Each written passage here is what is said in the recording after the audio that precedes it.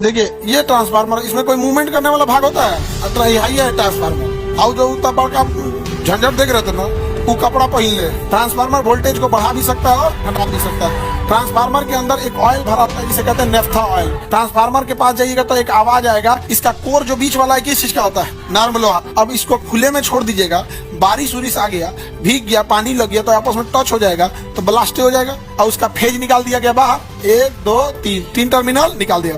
और इसमें क्या भर देंगे? ऑयल। ऑयल भरना जरूरी है या नहीं है? ऑयल नहीं भरेंगे तो दिक्कत हो जाएगा। तो इसमें हम लोग क्या भर देते हैं? लबालब ऑयल भर देते हैं। या गर्मी के दिन में अगर ये खौलने लगे तो ठंडी के दिन में जब ये बैठेगा तो खाली जगह को पूरा कर देगा या आधा आके, और गर्मी के दिन में खोलेगा तो ये जाके उसको कर देगा। ब्लास्ट नहीं होगा, ब्लास्ट नहीं होगा। ब्लास्ट हो गया तो दिक्कत हो जाएगा। फार्मर एक स्टैटिक डिवाइस है। कैसा है? स्टैटिक डिवाइस है। स्टैटिक मतलब स्थिर रहता है, इसमें कोई मूविंग पार्ट नहीं होता। तो ट्रांसफार्मर में एक स्थैतिक यानी स्टैटिक डिवाइस है, इसमें किसी भी तरह का मूविंग पार्ट नहीं होता है। ट्रांसफार्मर जो होता है ना, ये हमेशा वर्क करता है तो ये पावर को कांस्टेंट रखता है। किसे कांस्टेंट रखता है? पावर। पावर कांस्टेंट रखता है तो पावर का फॉर्मूला होता है P बराबर I इंटू भी। P बराबर I भी, P बराबर I भी। अब तुम ध्यान से देखो, P बराबर I भी। अब आपका ट्रांसफार्मर का कहना है कि हम पावर को कांस्टेंट रखेंगे, पावर को बढ़ने घटने नहीं देंगे। तो इससे क्या होगा कि अगर आप वोल्टेज बढ़ाएंगे तो पावर को कांस्टेंट रखने के लिए ये धारा को घटा देगा, तभी ना ये कांस्टेंट रह पाएगा। इसका कहना है कि पावर को हम ना बढ़ने देंगे ना घटने देंगे, और आप इधर वोल्टेज बढ़ाइएगा तो वोल्टेज बढ़ाएंगे तो धारा घटा देगा। लेकिन अगर मान के चलिए आपने वोल्टेज घटाया तो धारा बढ़ा देगा, धारा बढ़ा दे। तो ट्रांसफार्मर का काम होता है कि पावर कांस्टेंट रखना। इसी वजह से वह धारा और वोल्टेज के साथ उल्टा रिलेशन रखता है। अगर धारा बढ़ाएगा तो वोल्टेज घटाएगा, धारा घटाएगा तो वोल्टेज बढ़ा देगा। लेकिन ट्रांसफार्मर को अगर आप बात करें तो काम किस पे करता है? तो ट्रांसफार्मर का मेन वर्किंग होता है वोल्टेज कंट्रोल। क्या काम होता है? Voltage control. ये वोल्टेज को बढ़ा सकता है या घटा सकता है, जिस कारण धारा भी बढ़ और घट जाती है। लेकिन कांस्टेंट क्या रहेगा? पावर। कांस्टेंट क्या रहेगा? पावर। और आवृत्ति चेंज नहीं होती है, आवृत्ति चेंज नहीं होती है। ट्रांसफार्मर जब भी काम करेगा एसी करंट पे काम करेगा। डीसी करंट दे देंगे ट्रांसफार्मर जल जाएगा। ट्रांसफार्मर डीसी करंट पे काम नहीं कर सकता। ट्रांसफार्मर जब भी काम करेगा एसी करंट पर काम करेगा। किसी को कोई दिक्कत? ट्रांसफार्मर किस पे काम करेगा? AC current. एसी करंट पर काम करता है। ट्रांसफार्मर वोल्टेज को बढ़ा भी सकता है और घटा भी सकता है। ट्रांसफार्मर के अंदर एक ऑयल भरा होता है जिसे कहते हैं नेफ्था ऑयल। ट्रांसफार्मर में कौन सा ऑयल? Naphtha oil. बहुत भारी ऑयल होता है और उसमें इंसुलेशन का भी काम करता है। ट्रांसफार्मर का ऑयल। ट्रांसफार्मर के पास जाइएगा तो एक आवाज आएगा, एक साउंड आएगा जिसे हमिंग साउंड कहते हैं। क्या कहेंगे? हमिंग साउंड कहते हैं। झंझनाहट की आवाज आएगी, उसे क्या कहेंगे? हमिंग साउंड कहते हैं। इसमें कौन सा ऑयल भरा होता है? नेफ्था ऑयल बना। ये एसी पे काम करेगा या डीसी पे? एसी पे। ट्रांसफार्मर में फंसते कहाँ है? इसका वर्किंग जो प्रिंसिपल है, सिद्धांत, किस प्रिंसिपल पर काम करता है? प्रिंसिपल समझते हैं? सिद्धांत। Mutual induction. किस पर? Mutual induction. Induction, mutual induction पे काम करता है। म्यूचुअल इंडक्शन का मतलब क्या होता है? स्वप्रेरण। स्वप्रेरण, प्रेरण, स्वप्रेरण। म्यूचुअल इंडक्शन पे काम करता है कौन? ट्रांसफार्मर। यहीं से सवाल पूछता है किस पे काम करता है। जैसे स्वप्रेरण का मतलब होता है ट्रांसफार्मर में दो ठो कॉइल होता है, एक प्राइमरी और एक होता है सेकेंडरी। प्राइमरी और सेकेंडरी। स्वप्रेरण का मतलब होता है कि इसको अगर कोई छेड़छाड़ करिएगा तो ये अपना वैल्यू बदल देगा। इसको बढ़ाइए घटाइएगा तो ये भी बढ़ने घटने लगता है, ये भी चेंज होने लगता है। यानी इधर चेंज कीजिएगा, एक देखा देखी ये बदल जाएगा, सेल्फ इंडक्शन हो जाएगा। क्या हो जाएगा? सेल्फ। तो ट्रांसफार्मर किस पे काम करता है? Self induction. इसके लिए दो कॉइल का जरूरी होना है, प्राथमिक और द्वितीयक, first and second, primary and secondary. एगो पे काम करेगा तो इंडक्शन होगा ही नहीं। इसके बीच में नर्म लोहा भर दिया जाता है। क्या भर दिया जाता है? नर्म लोहा। तो ट्रांसफार्मर के बीच वाले भाग को हम ट्रांसफार्मर का कोर कहते हैं। क्या कहते हैं? कोर। तो कोर में क्या भरा जाता है?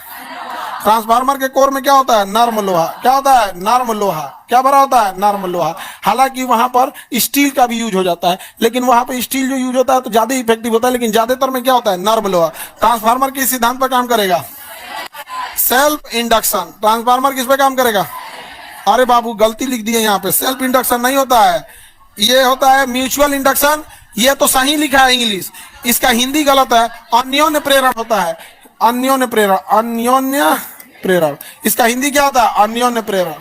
म्यूचुअल इंडक्शन का हिंदी क्या होता है? अन्योन्य। सेल्फ इंडक्शन का होता है म्यूचुअल इंडक्शन। ये दिखिए ट्रांसफार्मर, अंदर से ऐसे ही दिखता है ट्रांसफार्मर। ट्रांसफार्मर में ऑयल टैंक होता है बाबू, क्या रखने के लिए? Naphtha oil. ट्रांसफार्मर के अंदर कौन सा ऑयल भरा होता है? Naphtha oil. ट्रांसफार्मर इसमें आया ही नहीं जी। चलिए देखते हैं हम लोग ट्रांसफार्मर को। किधर गया ट्रांसफार्मर? ये रहा ट्रांसफार्मर, ज़्यादा ठीक है ये। देखिए ये ट्रांसफार्मर, इसमें कोई मूवमेंट करने वाला भाग होता है? इसमें कोई भी मूविंग पार्ट होता है? नहीं। ट्रांसफार्मर एक खाली ड्राम होता है। ड्राम आजकल इतना बदनाम हो गया कि बोलने में भी डर लग रहा है, खाली ड्राम है। ट्रांसफार्मर क्या है? खाली ड्राम है। यही है ट्रांसफार्मर, ये है ट्रांसफार्मर। और जो उतना बड़का झंझट देख रहे थे ना, वो कपड़ा पहन ले, इसी को कपड़ा पहना दीजिएगा ना तो वो दिखने लगेगा उस टाइप का। यही है ट्रांसफार्मर, समझ में गया? इसका कोर जो बीच वाला है किस चीज का होता है? नॉर्मल लोहा। अब बाहर कॉइल किसकी होती है? कॉपर की। ये बाहर जो तार लपेटा है कॉपर, अंदर जो कोर होता है नॉर्मल लोहा, अंदर का कोर ये कॉइलिंग, हाँ कॉपर। अब इसको खुले में छोड़ दीजिएगा, बारिश उरिश आ गया, भीग गया, पानी लग गया तो आपस में टच हो जाएगा तो ब्लास्ट हो जाएगा। तो इसको ढक देते हैं और ऐसे चीज से ढकते हैं कि बीच में इसका करंट उसमें ना जाए। तो कपड़ा लगा के ढक सकते हैं, वो भी करंट नहीं भेजेगा, लेकिन भीग गया तब, अल्लाह गया तब दिक्कत हो जाएगा। तो नेफ्था ऑयल भर देते हैं, नेफ्था ऑयल से करंट इधर से उधर नहीं जाता है। तो इसको एक ड्राम में पैक कर देते हैं, इसको किसमें उतार देते हैं? ड्राम में। हो गया, ड्राम में काम खत्म, पैक, ड्राम में पैक हो गया। इसको किसमें भर दिया? ड्राम में पैक। अब ध्यान से देखो ना, ड्राम में तो है एगो, ऐसी में उसको उतार दिया गया और उसका फेज निकाल दिया गया बाहर, 1 2 3, 3 टर्मिनल निकाल दिया। और इसमें क्या भर देंगे? ऑयल। क्या भर देंगे? ऑयल भरना जरूरी है या नहीं है? बहुत जरूरी है ऑयल भरना। ऑयल नहीं भरेंगे तो दिक्कत हो जाएगा। तो इसमें हम लोग क्या भर देते हैं? लबालब ऑयल भर देते हैं। इसे ऑयल भर दिया। अब देखो, जब हम इसमें ऑयल भरेंगे तो एक टाइम आएगा कि ये ऑयल हल्का सा उड़ जाए, कम हो जाए, कम हो सकता है ऑयल भाई, कुछ समय के बाद तो ऑयल उड़ जाएगा। इसलिए इसमें ना एक एक्स्ट्रा ऑयल का टैंक भरते हैं, इसे बैलेस्ट टैंक कहते हैं। क्या कहते हैं? Ballast tank. कौन सा टैंक? बैलेस्ट टैंक रखते हैं। समझ में आ रहा है कि नहीं आ रहा है? कौन सा टैंक? बैलेस्ट टैंक रखते हैं कि जब इसमें फ्यूल कम होगा तो इसमें जो भरा रहेगा वो इसमें से वापस आके इसमें कम। समझ में आ गया? या गर्मी के दिन में अगर ये खौलने लगे, क्या लगे? खौलने लगे, तो इसमें इसका तेल वापस किसमें जाएगा? बैलेस्ट। इसलिए बैलेस्ट टैंक को पूरा नहीं भरा जाता है, बैलेस्ट टैंक को आधा भरा जाता है। जब आप ट्रेड पढ़िएगा, ट्रेड, तो उसमें इसको पढ़ना होगा कि इसका एक एक पार्ट पुर्जा अभी के हिसाब से जो आपका काम है वो यहां तक का है, मतलब ये सब ये। लेकिन जो ट्रेड पढ़ेंगे उनमें पूरा पढ़ना पड़ेगा कि बुकुज रिले का काम क्या होता है, मर्करी कोलिंग उसमें क्या करेंगे, हमिंग साउंड को रोकने के लिए क्या किया जाता है, सबका अलग अलग टर्मिनल यूज क्या है।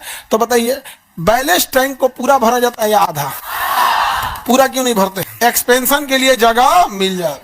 एक्सपेंशन के लिए क्या मिल सके? एक्सपेंशन के लिए क्या चाहिए भैया? उसको जगह चाहिए कि नहीं चाहिए? तो इस एक्सपेंशन के लिए से जगह चाहिए। तो इसका अगर ऑयल भर जाएगा तो एक्सपेंस होने मतलब फैलने के लिए कहाँ चला जाएगा? बैलेस्ट टैंक में। अब बैलेस्ट टैंक कैसा भरा होता है? आधा। तो ठंडी के दिन में जब ये बैठेगा तो खाली जगह को पूरा कर देगा या आधा आके, और गर्मी के दिन में खोलेगा तो ये जाके उसको कर देगा। ब्लास्ट नहीं होगा, ब्लास्ट नहीं होगा ना, ब्लास्ट हो गया तो दिक्कत हो जाएगा। ब्लास्ट ना हो इसलिए इसके बाद एक बार देखिएगा ना, एग्जॉस्ट के लिए दिया रहता है यहाँ पे बैलेस्ट टैंक। समझ में आ गया? बैलेस्ट टैंक में एक और चीज का ध्यान रखा जाता है, हम लोग यहाँ पर मॉइस्चराइजर को कंट्रोल करने के लिए यहाँ देखिए एक ट्रैप लगा देते हैं कि जब हवा इधर से जाए तो इसमें जेल होता है जिसमें हवा की नमी स्टोर हो जाए। समझ में आ गया? किसी को दिक्कत? ट्रांसफार्मर में ये चीज ध्यान रखा जाता है कि सेकेंडरी कॉइल में कितना है, प्राइमरी से हमें उतना मतलब नहीं है, सेकेंडरी में कितना है। जैसे ये प्राइमरी कॉइल है, ये क्या है? नॉर्मल लोहा। ये कौन सा कॉइल है? सेकेंडरी। तो जब कभी सेकेंडरी कॉइल में फेरों की संख्या ज्यादा हो तो इसे कहेंगे स्टेप अप। स्टेप अप, ये हो गया स्टेप अप। अब ये जो स्टेप अप ट्रांसफार्मर होते हैं, इनका काम क्या होता है समझिएगा, ये वोल्टेज को बढ़ा देते हैं। किसे बढ़ाएगा? वोल्टेज को बढ़ा देगा, लेकिन धारा को घटा दो। ये तो ऑब्वियस बात है भाई, क्योंकि पावर को क्या रखना है? कांस्टेंट। तो जैसे वोल्टेज बढ़ाएगा धारा क्या करेगा? घटा दो। वोल्टेज बढ़ाएगा तो धारा घटा दो, वोल्टेज बढ़ाएगा तो धारा घटा दो। वही अगर हम देखेंगे इसको, देखो ये कौन सा कॉइल है? प्राइमरी। ये कोर नॉर्मल, ये सेकेंडरी हो गया। बताइए सेकेंडरी कॉइल में फेरों की संख्या ज्यादा या कम? किससे तुलना करेंगे? प्राइमरी से। तो अगर सेकेंडरी कॉइल में फेरों की संख्या कम रहेगी तो इसे हम स्टेप डाउन ट्रांसफार्मर कहते हैं। क्या कहेंगे? Step down. अब जो ये स्टेप डाउन ट्रांसफार्मर है ये तो हमेशा काम करता है वोल्टेज के लिए, तो ये वोल्टेज को क्या करेगा? वोल्टेज को कम कर देगा, वोल्टेज को कम कर, जिस वजह से ये धारा को बढ़ा देगा, धारा यानी करंट को बढ़ा देगा, करंट को बढ़ा देगा। किसी को कोई दिक्कत? ट्रांसफार्मर कितने टाइप के? स्टेप अप और स्टेप अप वोल्टेज को, step down, step up, step down. Step up के दूसरी कुंडली में फेरों की संख्या ज्यादा, स्टेप डाउन के दूसरी कुंडली में फेरों की संख्या कम। बीच का कोर नर्म लोहा, ऑयल, सेल्फ इंडक्शन या म्यूचुअल इंडक्शन। म्यूचुअल के लिए, इंडक्शन के लिए जरूरी है कि दोनों कॉइलों की संख्या सेम नहीं होनी चाहिए। अगर सेम हो गया तो म्यूचुअल इंडक्शन नहीं होगा। तो क्या अगर दोनों कुंडली में फेरों की संख्या समान हो सकती है? हो गई तो काम करेगा। एसी सप्लाई या डीसी? एसी। जो बिजली घर में ट्रांसफार्मर होता है वो होता है स्टेप अप। जो दूर शहरों में बिजली भेजने के लिए होता है उसका होता है स्टेप अप। लेकिन जो हमारे मोहल्ले में ले आके लगाता है होता है स्टेप डाउन।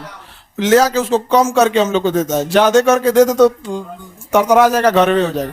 तो जैसी जरूरत है, अगर ट्रांसमिट यानी भेजना है तो स्टेप अप, डिस्ट्रीब्यूशन करना है तो step down, step down. Transformer में कोई मूविंग पार्ट होता है?